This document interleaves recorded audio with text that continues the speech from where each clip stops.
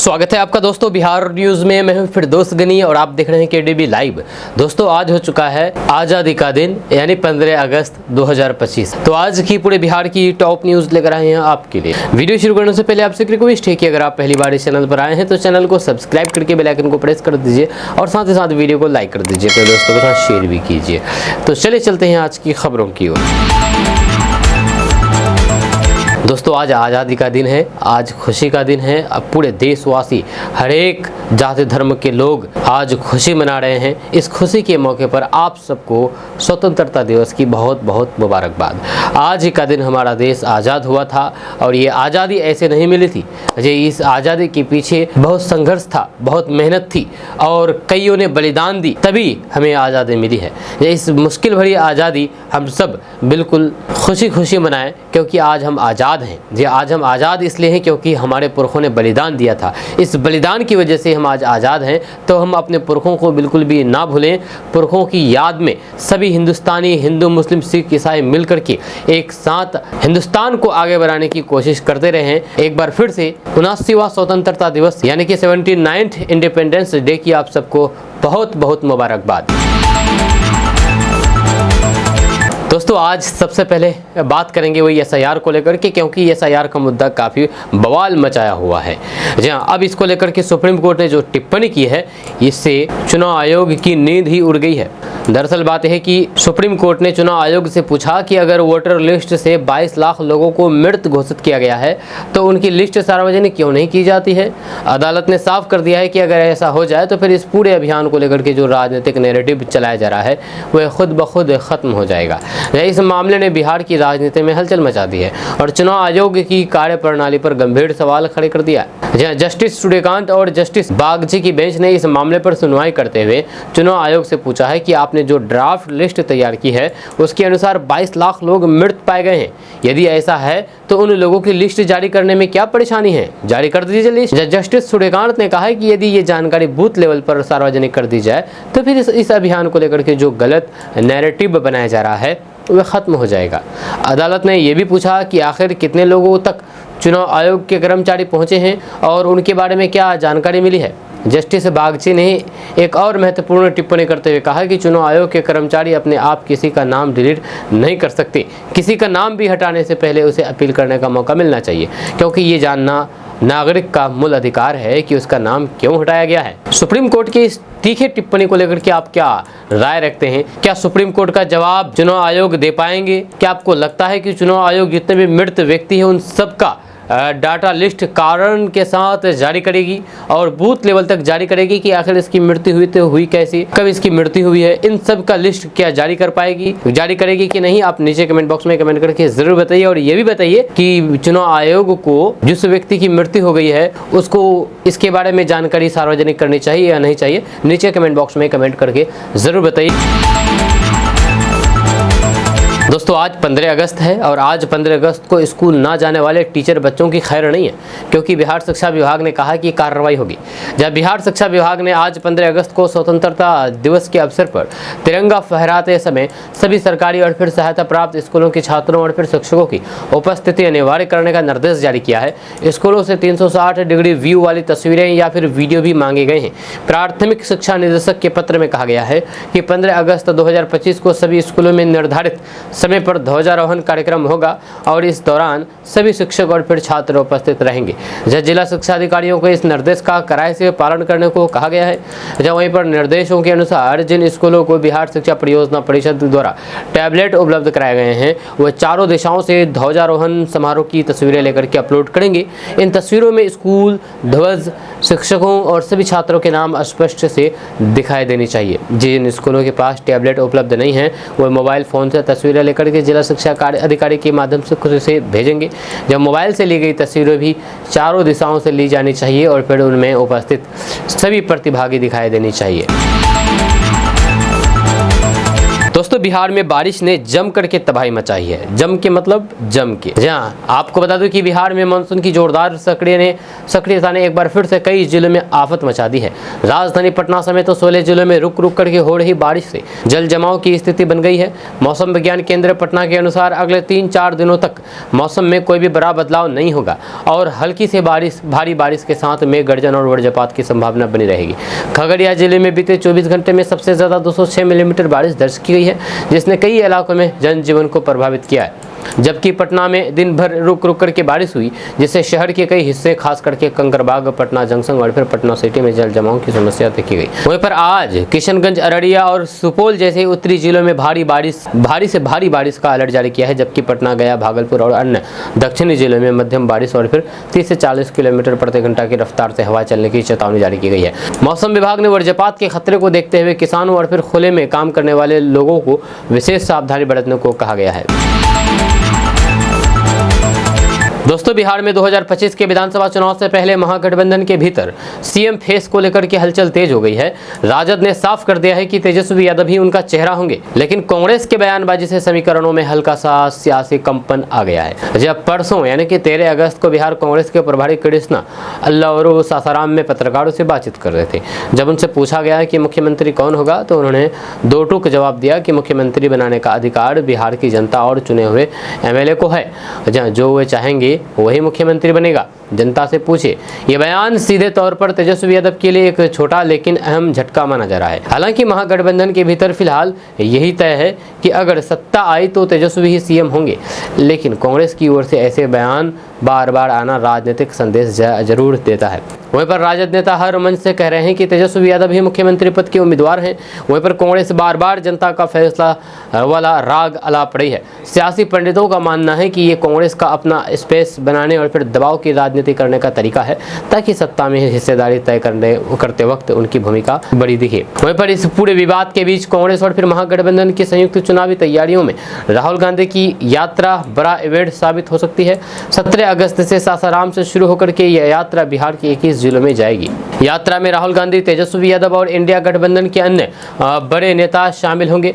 मकसद है मतदाता सूची में कथित गड़बड़ियों के खिलाफ आवाज उठाना और जनता को वोट के अधिकार के महत्व से जोड़ना। दोस्तों कांग्रेस नेता राहुल गांधी ने एक वीडियो शेयर करके चुनाव आयोग पर गंभीर आरोप लगाया है। इस वीडियो में राहुल गांधी बिहार के उन लोगों के साथ चाय पीते हुए नजर आ रहे हैं जिन्हें कथित तौर पर चुनाव आयोग ने मतदाता सूची में मृत घोषित कर दिया, जबकि वे जीवित हैं। जब राहुल गांधी ने इस मुद्दे को उठाते हुए चुनाव आयोग पर मतदाता सूची में अनियमितताओं का आरोप लगाया और इसे लोकतंत्र के लिए खतरा बताया। यह सवाल यह है कि क्या इस वीडियो के बाद भी सुप्रीम कोर्ट यही कहेगा कि उसने ये वीडियो नहीं देखा, क्योंकि राहुल गांधी ने जिस प्रेस कॉन्फ्रेंस में वोट चोरी का सबूत दिया था उसके बारे में सुप्रीम कोर्ट ने सुनवाई के दौरान कहा था कि उसने वो प्रेस कॉन्फ्रेंस नहीं देखी या फिर सुनी। क्या राहुल गांधी के इस ताज़ा वीडियो के बाद भारत का चुनाव आयोग जाएगा या फिर वीडियो में शामिल मृत लोगों को फिर से मृत बता देगा? ये सवाल चुनाव आयोग से पूछा जाना चाहिए कि अगर ये लोग मृत हैं तो फिर जिंदा कैसे हो गए। राहुल गांधी ने सोशल मीडिया प्लेटफॉर्म एक्स पर वीडियो शेयर करते हुए तंज कसते हुए लिखा कि मेरे जीवन में कई रोचक अनुभव हुए हैं, लेकिन मृत लोगों के साथ चाय पीने का मौका कभी नहीं मिला है। धन्यवाद चुनाव आयोग इस अनोखे अनुभव के लिए। वहीं पर वीडियो में राहुल गांधी उन लोगों से बातचीत करते हुए दिख रहे हैं जो दावा करते हैं कि उन्हें मतदाता सूची में मृत दिखाया गया है। राहुल गांधी ने एक व्यक्ति से पूछा कि मैंने अब सुना है कि आप लोग जीवित नहीं है, चुनाव आयोग ने आपको मार दिया है। जवाब में एक व्यक्ति ने बताया है कि उन्हें चुनाव आयोग की मतदाता सूची से इसकी जानकारी मिली। राहुल गांधी की वीडियो में एक व्यक्ति दावा किया है कि बिहार की एक पंचायत में ही कम से कम 50 ऐसे मामले हैं जहां पर जीवित लोगों को मृत दिखाया गया है। जब उन्होंने ये भी कहा कि आरजेडी नेता तेजस्वी यादव के निर्वाचन क्षेत्र में कई जीवित मतदाताओं को मृत के रूप में दर्ज किया गया। लोगों ने आरोप लगाया है कि उनके पास इसके लिखित साक्ष्य भी हैं और कुछ ने तो अपने वोटिंग अधिकार को बचाने के लिए सुप्रीम कोर्ट में 6 घंटे तक इंतजार किया है। दोस्तों बिहार के भागलपुर में बाढ़ से निचले इलाकों में तबाही मची हुई है। जब घरों में अभी भी कमरे के ऊपर पानी है, ऐसे में लोग घरों के छतों पर पन्नी और तिरपाल के सहारे जीवन जीने को मजबूर हैं। यहाँ तक कि लोग उसी के अंदर अपने मवेशी को भी रख रहे हैं। गांव में आई भीषण बाढ़ के चलते कई लोग छाती भर पानी में पैदल आने जाने को मजबूर हैं। बाढ़ के चलते लोगों का जनजीवन अस्त व्यस्त हो गया है। खाने पीने, रहने, सोने और शौचालय की किसी भी तरीके की कोई भी व्यवस्था नहीं है।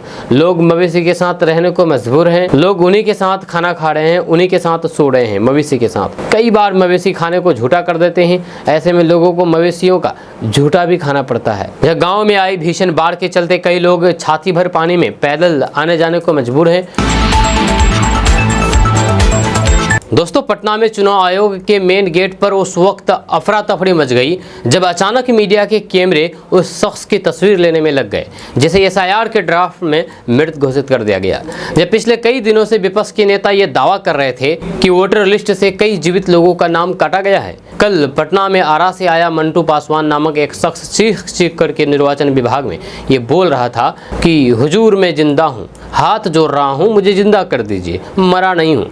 जिसके बाद राज्य निर्वाचन विभाग के अधिकारी ने यह कह करके उसे लौटा दिया कि जाओ उस बीएलओ के पास जिसने मृत बताया है, उसे ही नया फॉर्म भर के दे दो, जिंदा हो जाओगे। ये सब तब हो रहा था जब लेफ्ट के बड़े नेता और विधायक एसआईआर ड्राफ्ट में मरे हुए मंटू कुमार पासवान को कागज़ के साथ लेकर के निर्वाचन चुनाव आयोग के ऑफिस पहुंचे थे। बिहार में वोटर लिस्ट पुनरीक्षण का हाल ऐसा है मानो यमराज ने चुनाव आयोग के कंप्यूटर पर हाथ फेंट लिया हो और बीएलओ के कलम से कई जिंदा लोग मृत घोषित हो गए हैं। सुप्रीम कोर्ट से लौटे आरा के मंटू पासवान आज बिहार इलेक्शन कमीशन के कार्यालय पहुंचे। उनकी हालात देखकर के पंकज त्रिपाठी की फिल्म कागज याद आ गई, जहां पर एक आदमी जिंदा होते हुए भी सरकारी रिकॉर्ड में मर चुका होता है और फिर सालों तक ये साबित करता है कि भाई मैं अभी भी सांस ले रहा हूं। जहां आम जनता सरकारी दफ्तरों का चक्कर लगा रही है, बीएलओ को पकड़ करके कह रही है कि हम जिंदा हैं बाबूजी, या हमें फिर से लिस्ट में डाल दीजिए। मंटू पासवान ने कहा कि निर्वाचन विभाग के पदाधिकारियों ने बीएलओ से मिलने को कहा। इस मामले को लेकर के सुप्रीम कोर्ट में सुनवाई चल रही है। इस दौरान मंटू पासवान भी मौजूद था। सुप्रीम कोर्ट में उसने बताया है कि हुजूर मैं जिंदा हूँ, फिर भी वोटर लिस्ट में मेरा नाम काट दिया गया है, मुझे जीते जी मार दिया गया है, वोटर लिस्ट में मुझे मरा हुआ बताया गया है। ये किसकी लापरवाही है, ये तय होना चाहिए। निर्वाचन विभाग के अधिकारी ने बीएलओ से मिलने की सलाह दी है। दोस्तों, बिहार में स्वास्थ्य व्यवस्था की बदहाली की एक शर्मनाक तस्वीर बिहार के खगड़िया से सदर अस्पताल से सामने आया है, जहां पर इमरजेंसी वार्ड के बाहर एक मरीज स्ट्रेचर का इंतजार करता रहा, लेकिन अस्पताल के स्वास्थ्य कर्मियों ने उनकी तकलीफ की अनदेखी करते हुए स्ट्रेचर पर बोरियां लाद करके इधर उधर ले जाना ज़्यादा ज़रूरी समझा। ये घटना सोमवार को हुई जब एक मरीज़ एम्बुलेंस से अस्पताल पहुंचा। मरीज की हालात गंभीर थी और उसे तत्काल उपचार की आवश्यकता थी, लेकिन इमरजेंसी वार्ड के बाहर ना तो कोई स्वास्थ्य कर्मी मौजूद था और न ही किसी ने स्ट्रेचर ला करके दिया। मजबूर होकर के परिजनों ने मरीज को एम्बुलेंस से उतारा और पैदल ही सहारा दे करके इमरजेंसी वार्ड तक ले गए। इस दौरान अस्पताल कर्मी स्ट्रेचर का इस्तेमाल अस्पताल के अंदर बोरियां पहुंचाने के लिए कर रहे थे। जब बताया गया है कि इन बोरियों में परसों वार्ड के लिए मेडिकल सामग्री रखी हुई थी, लेकिन सवाल ये उठता है कि क्या इमरजेंसी मरीज से ज़्यादा ज़रूरी थी ये सामग्री, ये सामान। इस पूरी घटना का वीडियो सोशल मीडिया पर तेज़ी से वायरल हो रहा है। वीडियो में साफ तौर पर देखा जा सकता है कि जब मरीज को स्ट्रेचर की सबसे अधिक ज़रूरत थी तब अस्पताल स्टाफ बेपरवाह नज़र आ रहा था। जब इस मामले में अस्पताल प्रबंधन प्रणब कुमार से पूछा गया तो उन्होंने कहा कि उन्हें इस घटना की जानकारी नहीं थी और जांच करके कार्रवाई की जाएगी। हालांकि अब तक किसी स्वास्थ्य कर्मी के खिलाफ कोई भी कार्रवाई नहीं की गई है। स्थानीय लोगों और फिर सोशल मीडिया यूजर्स ने स्वास्थ्य विभाग की कार्यप्रणाली पर तीखे सवाल उठाए हैं और कहा गया है कि क्या एक सरकारी अस्पताल में इमरजेंसी मरीज की कोई भी अहमियत नहीं रही? क्या मेडिकल सामग्री ढोने के लिए स्ट्रेचर का इस्तेमाल करना प्राथमिकता बन गई है? इस घटना ने एक बार फिर से बिहार की सरकारी स्वास्थ्य व्यवस्था की पोल खोल दी है। ये पहली बार नहीं है जब खगड़िया सदर अस्पताल में ऐसी लापरवाही सामने आई हो। इससे पहले भी कई मरीज इलाज के अभाव में दम तोड़ चुके हैं या अपमानजनक परिस्थितियों का सामना कर चुके हैं। सवाल उठ रहा है कि प्रशासन आखिर कब तक ऐसी लापरवाही पर आंखें मूंद रहेगा।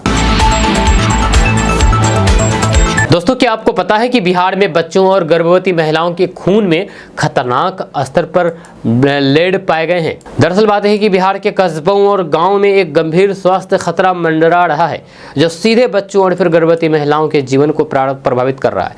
हाल में हुए एक रिसर्च में पता चला है कि बिहार में लगभग 90% बच्चों और फिर 80% गर्भवती महिलाओं के खून में लेड यानी कि सीसा का स्तर WHO द्वारा निर्धारित सुरक्षा सीमा से कहीं अधिक है। अब सवाल है कि लेड का खतरा क्यों? तो आपको बता दूं कि लेड एक जहरीला भारी धातु है जो कि न्यूरोलॉजिकल नुकसान, विकास संबंधी विकार और कई गंभीर बीमारियों का कारण बन सकता है। विशेष करके बच्चों और फिर गर्भवती महिलाओं के लिए ये अत्यंत घातक है, क्योंकि ये उनके विकास और फिर स्वास्थ्य को गहरा नुकसान पहुंचाता है। आपको बता दें कि लेड प्रदूषण के मुख्य स्रोतों में घरेलू ईंधन, दूषित पानी, औद्योगिक कचरा और फिर टॉक्सिक सामग्री शामिल है।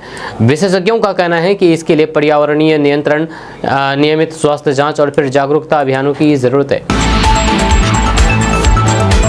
दोस्तों, बिहार के 4 पंचायतों के मुखिया को दिल्ली से बुलावा आया और ये सभी स्वतंत्रता दिवस के मौके पर आज शामिल होंगे। जो आज 15 अगस्त है, 15 अगस्त को दिल्ली में लाल किला परिसर में आयोजित होने वाले स्वतंत्रता दिवस समारोह में बिहार के 4 ग्राम पंचायत के मुखिया शामिल होंगे।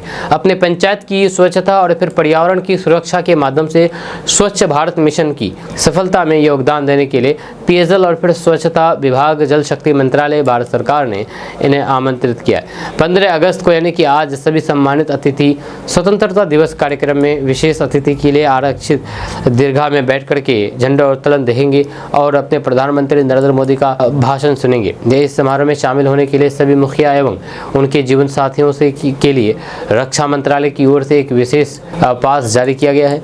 जब बिहार में जिन पंचायतों के मुखिया को ये आमंत्रण मिला है उनमें समस्तीपुर जिला की मोतिहारी ग्राम पंचायत की मुखिया प्रेमा देवी, पश्चिमी चंपारण जिला के सिसवनिया ग्राम पंचायत की मुखिया कन्हैया प्रसाद कुशवाहा, वहीं पर भागलपुर जिला के राघोपुर ग्राम पंचायत के मुखिया मनोज कुमार मंडल एवं गोपालगंज जिला के करस घाट पंचायत के मुखिया ब्रजेश कुमार शामिल है।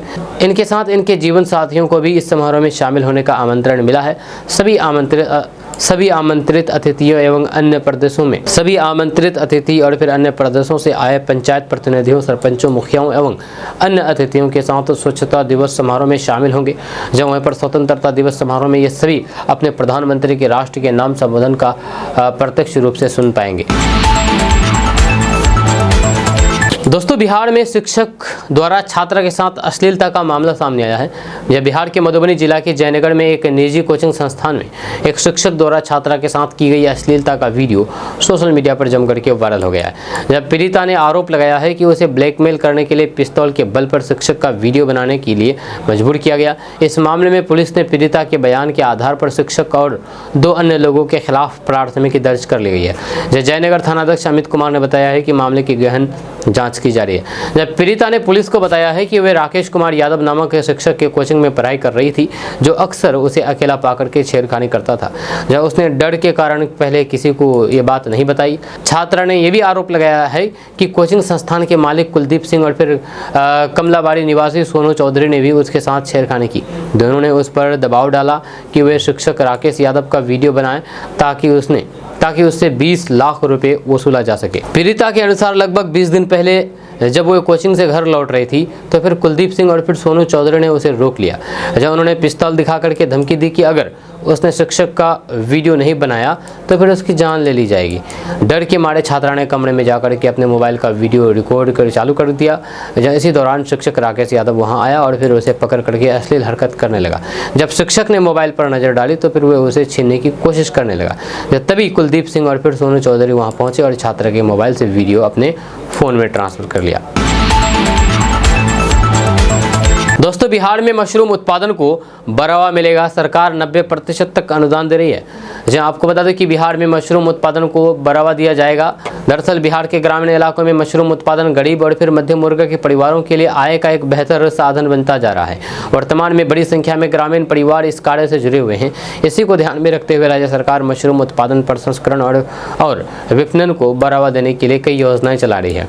इसी कड़ी में वित्तीय वर्ष 2025-26 के लिए बिहार सरकार ने मशरूम अव्यय योजना के तहत 1396 लाख रुपए की स्वीकृति प्रदान की है। योजना का उद्देश्य लघु एवं सीमांत किसानों, महिला एवं सहायता सहायता समूह और फिर युवा उद्यमियों को आर्थिक सहायता देकर के उन्हें स्वरोजगार और उद्यमिता से जोड़ना है। उप मुख्यमंत्री तथा कृषि मंत्री विजय कुमार सिन्हा ने बताया है कि योजना के तहत किसानों को मशरूम उत्पादन और फिर अवसंरचना निर्माण में वित्तीय मदद दी जाएगी। इससे बेरोजगार युवाओं और फिर महिलाओं को स्वरोजगार मिलेगा और बाजार की बढ़ती मांग के अनुसार मशरूम उत्पादन सुनिश्चित किया जा सकेगा। कृषि मंत्री ने बताया है कि योजना के तहत सभी 38 जिलों में किसानों को मशरूम उत्पादन की तकनीक सिखाने के लिए प्रशिक्षण कार्यक्रम आयोजित किए जाएंगे। 1500 वर्ग फीट क्षेत्रफल आधारित तकनीकी मॉडल को स्वीकृति दी गई है, जिसमें झोपड़ी निर्माण, भूसे की उपलब्धता, स्पॉन, पॉलीथीन बैग, उपकरण और मिट्टी की व्यवस्था शामिल होगी। दोस्तों, भारत के स्वतंत्रता संग्राम में अनगिनत वीर सपूतों ने अपने जीवन की आहुति दी और आज़ादी का स्वप्न साकार किया। यह अररिया जिले के यानी कि बिहार के सीमांचल इलाके के अररिया जिले के फुलकाहा थाना क्षेत्र के अंतर्गत भोरहर गांव के रामलाल मंडल ऐसे ही एक महान सेनानी थे, जिन्होंने अपनी आवाज़ से महात्मा गांधी का दिल जीता और अपने साहस से अंग्रेजी हुकूमत को चुनौती दी। जहाँ रामलाल मंडल का जन्म 1883 ईस्वी में नरपतगंज प्रखंड की नवाबगंज पंचायत के अंतर्गत भोरहर गांव में हुआ था। जब बचपन से ही वे धार्मिक प्रवृत्ति के थे और रामायण पाठ में विशेष रुचि रखते थे।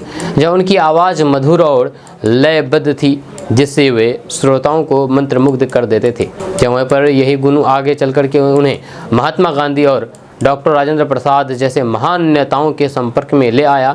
स्वतंत्रता संग्राम के दौरान डॉक्टर राजेंद्र प्रसाद ने रामलाल मंडल को साबरमती आश्रम में महात्मा गांधी से मिलवाया। जब वहां उन्होंने अपनी सुरीली आवाज़ में रामायण का पाठ किया, जिससे गांधी जी अत्यंत प्रभावित हुए। वहीं पर गांधी जी ने उन्हें कई बार सुनने के लिए बुलाया। नोआखाली प्रवास के दौरान जब गांधी जी बीमार पड़े तो फिर विशेष संदेश भेज करके रामलाल मंडल को बुलवाया गया। जब रामायण पाठ सुनने से गांधी जी की तबीयत में सुधार हुआ। जब ये घटना दोनों के बीच गहरे संबंध का प्रतीक बन गई।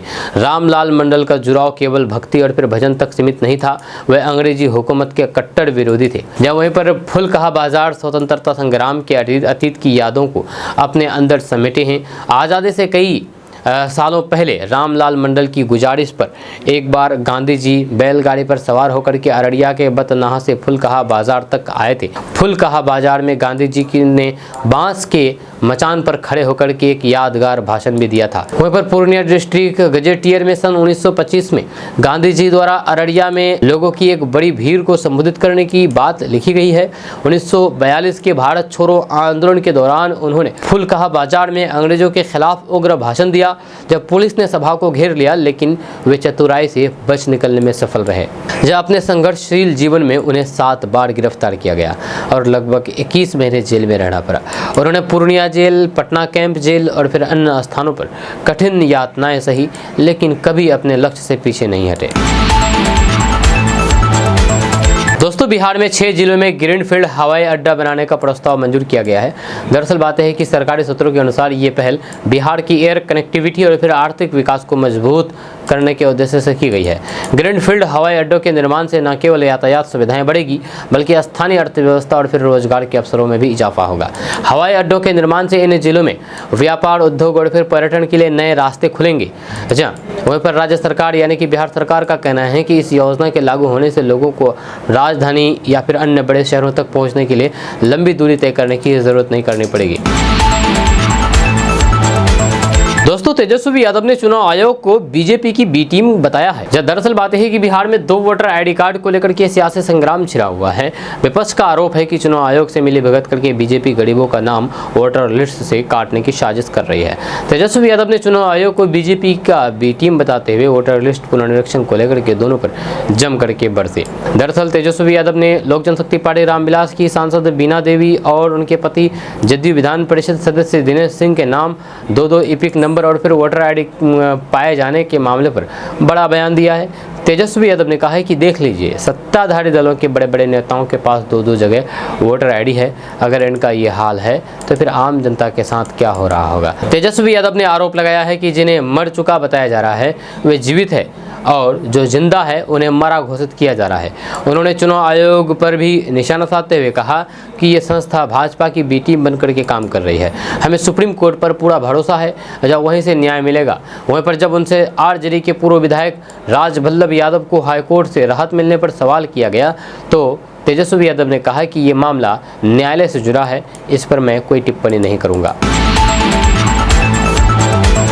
दोस्तों, चुनाव आयोग ने राहुल गांधी की वोट चोरी जैसे शब्दों के इस्तेमाल पर कड़ी आपत्ति जताते हुए कहा कि इस तरीके के गंदे शब्दों का इस्तेमाल करके झूठा नैरेटिव बनाना न सिर्फ करोड़ों भारतीय मतदाताओं का अपमान है, बल्कि लाखों चुनाव कर्मियों की ईमानदारी पर भी सीधा हमला है। चुनाव आयोग ने स्पष्ट कर दिया है कि मतदाता सूची में संशोधन की प्रक्रिया पारदर्शी और फिर नियमों के तहत की जाती है, जिसका मकसद एक सटीक और विश्वसनीय मतदाता सूची तैयार करना है। वहीं पर बिहार में वोटर लिस्ट संशोधन प्रक्रिया शुरू होने के साथ ही विपक्षी दलों ने चुनाव आयोग और फिर सरकार पर गंभीर आरोप लगाने शुरू कर दिए थे। जब विपक्षी नेताओं का कहना है कि इस अभियान के जरिए जानबूझकर के वैध मतदाताओं के नाम मतदाता सूची से हटाए जा रहे हैं, जब उनका मानना है कि ये सब चुनावी लाभ के लिए किया जा रहा है। इस मुद्दे पर संसद से लेकर के सड़क तक विरोध प्रदर्शन हो रहे हैं और अब तो ये मामला सुप्रीम कोर्ट में भी पहुंच गया है, जहां इसकी कानूनी लड़ाई शुरू हो चुकी है। वहीं पर राहुल गांधी ने इस मुद्दे पर कई बार सार्वजनिक मंचों पर, सोशल मीडिया पर चुनाव आयोग पर हमला बोला। उन्होंने सीधे तौर पर आयोग पर यानी कि चुनाव आयोग पर वोट चोरी का आरोप लगाया है। जैसे ये विवाद और भी गहरा गया है, उनके इन आरोपों के बाद ही चुनाव आयोग ने जवाबी कार्रवाई करते हुए अपनी स्थिति स्पष्ट कर दी है। चुनाव आयोग ने कहा है कि ऐसे आरोपों से संस्था की निष्पक्षता और फिर विश्वसनीयता पर सवाल खड़े होते हैं, जो लोकतंत्र के लिए ठीक नहीं है। ये विवाद भारतीय चुनाव प्रणाली की निष्पक्षता पर सवाल खड़े कर रहा है, जहां पर एक और चुनाव आयोग अपनी प्रक्रियाओं को सही ठहरा रहा है, वहीं पर दूसरी ओर विपक्षी दल इसे एक राजनीतिक साजिश का हिस्सा बता रहे हैं। ये देखना दिलचस्प होगा कि सुप्रीम कोर्ट इस मामले में क्या रुख अपनाता है और फिर क्या चुनाव आयोग अपनी विश्वसनीयता को बनाए रख पाता है या नहीं, ये तो देखने वाली बात होगी। आप इसके बारे में क्या कहते हैं, नीचे कमेंट बॉक्स में कमेंट करके जरूर बताइएगा। दोस्तों, बिहार में शराबबंदी लागू होने के बावजूद भी बड़ी मात्रा में अवैध शराब की तस्करी की जाती है। शराब तस्कर बिहार में चोरी छिपे शराब की खरीद बिक्री करने के ऐसे तरीके निकाल रहे हैं, जिसको देखने के बाद हैरत में पड़ जाएंगे। दरअसल बात यह है कि ऐसा ही एक और मामला सामने आया है, जिसमें तस्कर ट्रेन के एसी में शराब छिपा करके ले जा रहे थे। ट्रेन के एसी बोगी से। सोशल मीडिया पर एक यूजर द्वारा शेयर किए गए इस वीडियो में लखनऊ बरौनी एक्सप्रेसवे के एसी कोच में यात्रियों ने कम कूलिंग की शिकायत की। जब टेक्नीशियन ने एसी डक्ट की जांच की तो फिर वहां पर अवैध शराब की खेप छिपाई गई थी, जिसके बाद रेलवे पुलिस ने शराब को अपने कब्जे में ले लिया। बिहार में अवैध शराब तस्करी से जुड़े मामले में ईडी की ये बड़ी कार्रवाई है। वहीं पर ईडी ने बिहार में अवैध तस्करी शराब से जुड़े मनी लॉन्ड्रिंग मामले में एक बार फिर से बड़ी कार्रवाई की है। ईडी ने बिहार समेत 4 राज्यों में कुल 7 जगहों पर छापेमारी की है। अधिकारियों के मुताबिक ये कार्रवाई अवैध शराब कारोबार से जुड़े हुए मुख्य आरोपी सुनील भारद्वाज से संबंधित ठिकानों की है। दोस्तों, बिहार के दरभंगा सदर अस्पताल क्षेत्र के मतदाता सूची की चौंकाने वाली गड़बड़ी सामने आई है। यहाँ पर वोटर लिस्ट रिवीजन के दौरान पता चला है कि 655 मतदाताओं के नाम एक ही विधानसभा में अलग अलग बूथों पर दर्ज है। जब भाजपा के BLA 1 ललन कुमार ने इस मामले को उजागर करते हुए जिला निर्वाचन अधिकारी को शिकायत पत्र सौंपा है और निष्पक्ष चुनाव सुनिश्चित करने के लिए तत्काल जाँच की मांग की है। ललन कुमार ने इस मामले को उजागर करते हुए जिला निर्वाचन अधिकारी को लिखित शिकायत दी है और पारदर्शी चुनाव सुनिश्चित करने के लिए तत्काल जाँच की मांग की है। वहीं शिकायत के अनुसार जिन 655 लोगों के नाम दोहरी प्रविष्टि में दर्ज मिले, वे सभी एक ही समुदाय से जुड़े हुए बताए जा रहे हैं। हैरानी की बात यह है कि कुछ लोगों का नाम दो से अधिक जगहों पर भी दर्ज है। इस गड़बड़ी ने चुनाव के दौरान फर्जी मतदाता और फिर वोट चोरी की आशंका को और गहरा दिया है। वहीं पर विशेषज्ञों का मानना है कि यदि इस तरह की गड़बड़ी अन्य जिलों में भी सामने आई तो फिर ये पूरे बिहार के लिए माहौल को प्रभावित कर सकती है। जैसे पहले भी बिहार के कई इलाकों से वोटर लिस्ट में दोहरी प्रविष्टि और फिर फर्जी नामों की शिकायतें आ चुकी है। दोस्तों, बिहार में अब गांव के लोगों को मृत्यु प्रमाण पत्र बनाने के लिए बाहर नहीं जाना पड़ेगा। अब बिहार के मुखिया ही ये काम कर देगा, आपका सरपंच मुखिया। जब बिहार के सरपंच मुखिया को बड़ी जिम्मेदारी दी गई है, अब बिहार के सरपंच मुखिया ही मृत्यु प्रमाण पत्र जारी कर सकेंगे। जब बिहार में अब गाँव के लोगों को मृत्यु प्रमाण पत्र के लिए सरकारी दफ्तरों के चक्कर नहीं काटने पड़ेंगे, क्योंकि नीतीश सरकार ने बड़ा बदलाव कर दिया है। अब पंचायत के मुखिया और फिर सरपंच को भी मृत्यु प्रमाण पत्र जारी करने का अधिकार दे दिया गया है। सरकार का मानना है कि कि इसे खास करके ग्रामीण इलाकों में नामांतरण और फिर उत्तराधिकार जैसे भूमि मसलों की प्रक्रिया तेज होगी, जो अक्सर वर्षों तक लटकी रहती है। जब भूमि राजस्व विभाग के अपर मुख्य सचिव दीपक कुमार सिंह ने सभी जिलों की समर्थताओं को पत्र भेज करके इस नई व्यवस्था की जानकारी दी है। दरअसल 10 अगस्त को पटना स्थित राजस्व सर्वे प्रशिक्षण संस्थान में पंचायत प्रतिनिधियों के संघों के साथ बैठक हुई थी, जिसमें ये सुझाव सामने आया था कि पुराने मामलों में जहां पर रैयत या फिर जमाबंदीदार की मौत सालों पहले हो चुकी है, लेकिन मृत्यु प्रमाण पत्र उपलब्ध नहीं है, वहां पर प्रक्रिया को आसान बनाया जाए। अब ऐसे मामलों में उत्तराधिकारी सिर्फ सफेद कागज पर 100 घोषणा पत्र देकर के मुखिया या फिर सरपंच से हस्ताक्षर करा करके अभी प्रमाणित करा सकेगा। साथ ही साथ अगर वंशावली में किसी सदस्य के नाम के आगे मृत लिखा है तो उसे भी प्रमाण माना जाएगा। वहीं पर सरकार को उम्मीद है कि इस फैसले से पुराने लंबित भूमि विवाद और फिर नामांतरण के मामलों का निपटारा तेजी से होगा। इससे पहले भी नीतीश सरकार ने जन्म और मृत्यु प्रमाण पत्र की प्रक्रिया में बदलाव किया था, जिसके तहत 1 साल से ज्यादा पुराने मामलों के लिए बीडीओ और फिर नगर निकायों के कार्यपालक पदाधिकारियों को अधिकार दिए गए थे। ये कदम गांव से लेकर के शहर तक का प्रशासनिक प्रक्रिया को आसान बनाने और लोगों को राहत देने की दिशा में सरकार का एक और बड़ा फैसला माना जा रहा है। आपका इसके बारे में क्या कहना है, नीचे कमेंट बॉक्स में कमेंट करके जरूर बताइएगा। दोस्तों, अगर आप बिहार के रहने वाले और जमीन विवाद है आपका, तो अब आपको टेंशन लेने की जरूरत नहीं है, क्योंकि अब आपका जमीन विवाद खत्म होने वाला है। क्योंकि जो अधिकारी है, जमीन से जुड़े अधिकारी, वो अब आपके घर जाकर के आपके घर पर जाकर के इस तरीके की जमीन विवाद को खत्म किया जाएगा, जमीन विवाद का निपटारा किया जाएगा। दरअसल बात यह है कि बिहार में जमीन विवाद खत्म करने की दिशा में बड़ा कदम उठाया गया है। 16 अगस्त से 20 सितंबर तक राजस्व महाअभियान चलाया जाएगा। बिहार सरकार ने बिहार में जमीन से जुड़े हुए विवादों और रिकॉर्ड में गड़बड़ियों को खत्म करने के लिए एक बड़ा फैसला लिया है। 16 अगस्त से 20 सितंबर 2025 तक पूरे बिहार में राजस्व महाअभियान चलाया जाएगा। इसका मुख्य उद्देश्य जमाबंदियों को अपडेट करना, गलतियों को सुधारना और फिर जमीन से संबंधित दस्तावेजों को पूरी तरीके से सही और पारदर्शी बनाना है। पहली बार इतने बड़े पैमाने पर पहल राजस्व एवं भूमि सुधार विभाग के अपर मुख्य सचिव दीपक कुमार सिंह ने की है। उन्होंने बताया है कि राज्य में पहली बार इस तरीके का अभियान इतने बड़े पैमाने पर आयोजित किया जा रहा है। इस काम को सफल बनाने में योगदान देने वाले अधिकारी, कर्मचारी और फिर जनप्रतिनिधियों को 3 स्तरों पर सम्मानित किया जाएगा। पहला स्तर अंचल स्तर, जब सबसे बेहतर काम करने वाले 3 पंचायतों के अधिकारी, कर्मचारी और प्रतिनिधि सम्मानित होंगे। वहीं पर जिला स्तर, जब बेहतर काम करने वाले 3 अंचलों को पुरस्कार मिलेगा। वहीं पर राज्य स्तर, पूरे राज्य में यानी कि पूरे बिहार में सबसे अच्छा प्रदर्शन करने वाले 3 जिलों को सम्मानित किया जाएगा। अब सवाल है कि महाअभियान में क्या काम होंगे। तो आपको बता दूं कि नंबर 1, जमाबंदी में गलतियों का सुधार होगा। जब पहले से डिजिटलाइज रिकॉर्ड में जो भी गलतियां हैं उन्हें ठीक किया जाएगा।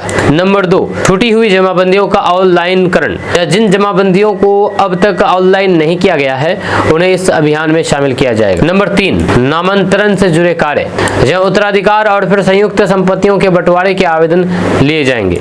नंबर 4, घर जाकर के रिकॉर्ड का मिलान, राजस्व विभाग की टीमें घर जाकर के जमाबंदी के कॉपी और फिर आवेदन फॉर्म देगी। नंबर 5, गांव शिविर, जो गांव में विशेष शिविर लगा करके आवेदन और फिर जरूरी दस्तावेज जमा किए जाएंगे।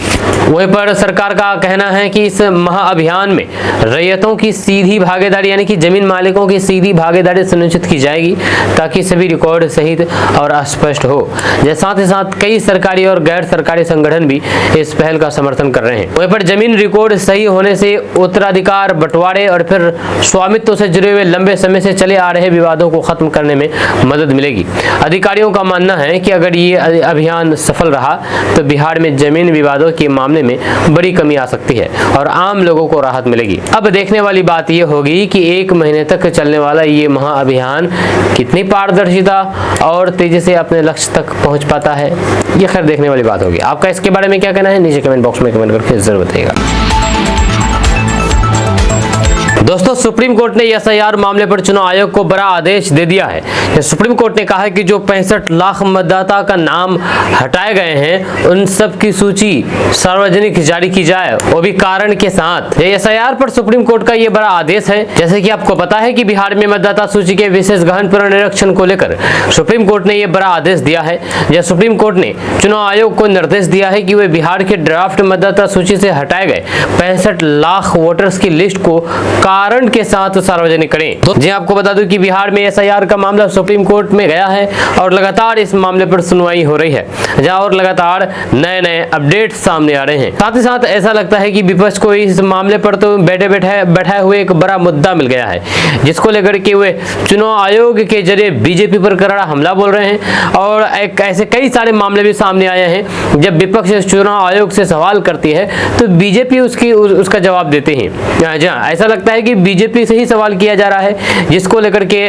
विपक्ष और भी उग्र हो गए हैं। बिहार में रैली करने जा रहे हैं, 21 जिलों का भ्रमण करेंगे इस एसआईआर के खिलाफ। वहीं पर सत्ता पक्ष लगातार चुनाव आयोग की बचाव में जवाब दे रहे हैं, बयान दे रहे हैं। मामला सुप्रीम कोर्ट में है और सुप्रीम कोर्ट में नए नए आदेश सामने आ रहे हैं। आज जो आदेश सामने आया है, ये बहुत बड़ा ये मामला है कि 65 लाख मतदाता का नाम जो काटे गए हैं, हटाए गए हैं, उसका कारण के साथ जवाब दें, सुप्रीम कोर्ट ने चुनाव आयोग से कहा है। दरअसल सुप्रीम कोर्ट ने बिहार में वोटर लिस्ट के विषय गहन पुनरीक्षण को लेकर के चुनाव आयोग को सख्त निर्देश दिए हैं। अदालत ने आदेश दिया है कि ड्राफ्ट वोटर लिस्ट से हटाए गए 65 लाख लोगों के नामों की सूची, पूरी सूची मंगलवार तक जिला स्तर पर सार्वजनिक की जाए और प्रत्येक नाम के आगे विलोपन का कारण भी स्पष्ट रूप से लिखा जाए। सुप्रीम कोर्ट ने यह भी निर्देश दिया है कि यह सूची प्रखंड और फिर पंचायत स्तर के सरकारी कार्यालयों में भी चस्पा किया जाए।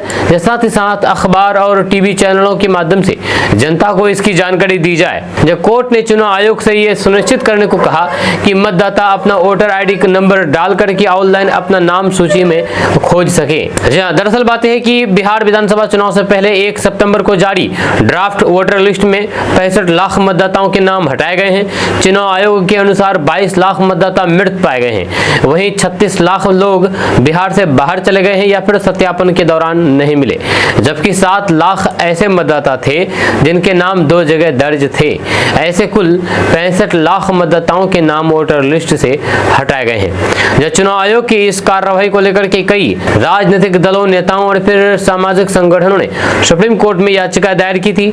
याचिकाकर्ताओं का कहना है कि बिहार चुनाव से ठीक पहले इस तरह से बड़े पैमाने पर नाम हटाना संदेहास्पद है। सुप्रीम कोर्ट ने गुरुवार को सुनवाई के दौरान ये अंतरिम आदेश जारी किया और कहा है कि 22 अगस्त को फिर से सुनवाई होगी। सुप्रीम कोर्ट ने आयोग से यह भी कहा है कि ये जिला स्तर से आदेश के पालन की विस्तृत रिपोर्ट भी प्रस्तुत करें। आपका इस मामले पर क्या कहना है दोस्तों? क्या आखिर सच में चुनाव आयोग जो एसआईआर लाया है ये सही है या गलत? नीचे कमेंट बॉक्स में कमेंट करके जरूर बताइएगा।